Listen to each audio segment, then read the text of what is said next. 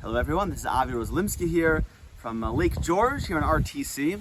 I just wanted to share a few words of Torah with you, a few words that I think speak to the very essence of what we're looking to accomplish and do here on RTC.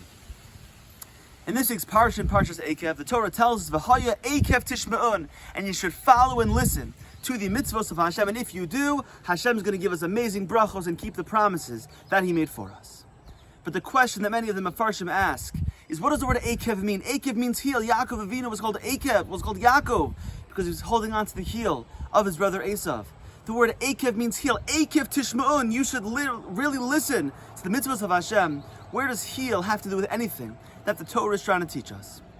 So Rashi tells us at the very beginning of our parsha, based on the Medrash, that Eikev means to heal. That those mitzvos that people step on, those mitzvos that are insignificant, that are unimportant, that people don't typically focus on, that people don't typically think about, even those mitzvos that are seemingly insignificant and unimportant, we should focus on, we should think about, and we should try to follow. And here in RTC, we try to find all opportunities. Everything that we do, it's not only the learning and the davening. Every sport that we play, every trip that we go on, it may seem insignificant. It may seem like this is not a religious experience, that we're not connecting to Hashem. I'm just playing basketball, I'm just playing football, I'm just going whitewater rafting, I'm just going on a ropes course, I'm just going swimming, I'm just hanging out with my friends. It may seem insignificant. We may step on it and think, who cares? I'm just doing something to have fun. But the answer is no.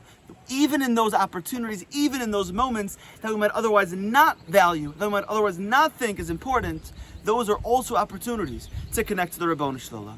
And if we think for a moment about, for example, in Parshas Chayei, when Eliezer comes to find Rivka and tries to find a wife for his beloved, for Avram's son Yitzchak, what does Rivka do? Rivka gives waters to a camel, a seemingly insignificant, unimportant act. Who cares? She fed a few animals. But that insignificant act ultimately led to Rivka marrying Yitzchak and the continuity of the Jewish people. The same is true in the beginning of Parsha Shemos, where Shifra and Puah, Miriam and Yocheved, they take care of a few babies. They were basically glorified babysitters.